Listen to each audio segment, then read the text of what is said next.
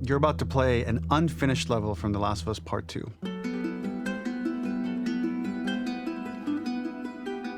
The reason we added this section is there are a few sequences, and we picked the 3 of the best ones, that we cut from the game. Often we build a game that's much bigger than what ends up being the final product. They were months away from being finished, but we wanted to give you an insight of what it's like when we built a game, because often we have this whole thing constructed and it doesn't have final art or audio or dialogue. And here you get to see the building blocks of what it's like when we first string a bunch of these levels together. This is the intro to the first deleted level, and this one is the roughest of the 3. We wanted to show more of how Jackson operates. So this is the festival where Ellie ultimately kisses Dina. This sequence would have come very late in the game as a flashback sequence while you're in the farm with Dina. And we wanted to show what is the rest of Jackson doing, and wanted to put on the stick, make it interactive. So you could see when you're outside, there are all these almost like carnival games that you can play. You could mix drinks, you could play with these kids that are playing a sort of clicker Marco Polo, sit down and listen to conversations. And all the different interactions were first or second pass, very, very early passes. The building blocks are there, but nothing is final. And ultimately, while we were very excited by this sequence, it's pretty fun and lighthearted. It just slowed things too much as we're barreling towards the end of the story at this point. So again, reminder, rough, missing audio, missing animation, missing gameplay tweaks, missing dialogue, but pretty representative of what it would have been. So enjoy.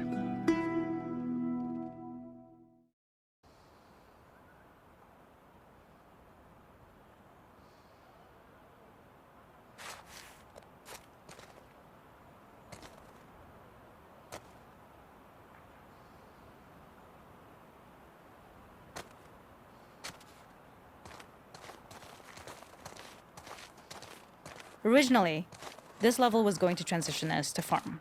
We would go all the way through to the dance, where Ellie and Dina share their first kiss.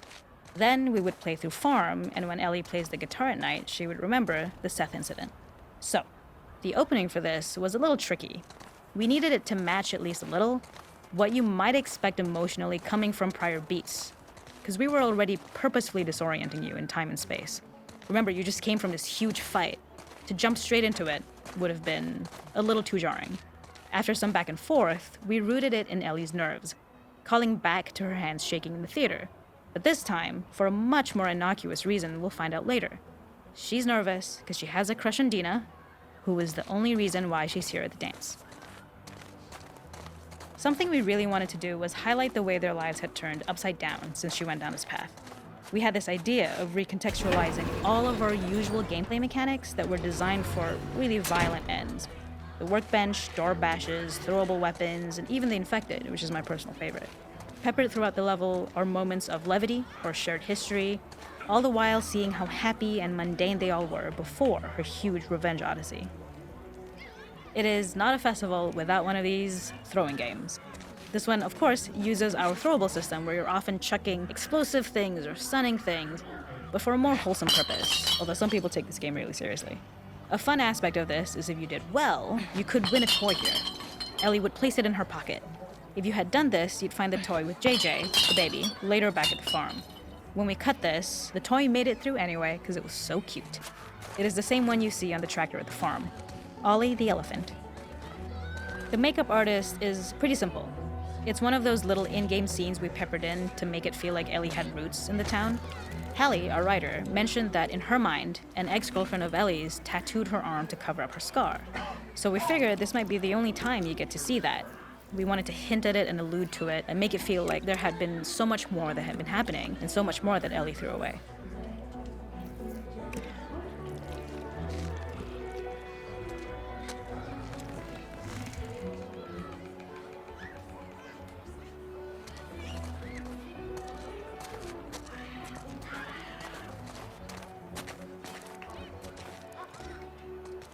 This is one of my favorite sections because I think that it achieves both the slice-of-life aspect of Jackson while also being a stark reminder of how dark the world that they live in really, really is. To attract attention and curiosity, one of the kids was supposed to make this adorable, messed up little clicker impression, and the others would giggle. We tried a version where if you got close enough, the kid might try and follow you a little before turning back. Since clickers are blind and move by echolocation, for this game of messed up tag, Ellie must close her eyes and listen for when the children give themselves away. The thought was that these kids are in relative safety. They still grow up with the dangers of clickers and runners, and all those lessons would embed themselves in the games that they play. When the festival got cut, they tried to preserve this moment and move it to the front of the game where the snowball fight is, as a tutorial. However,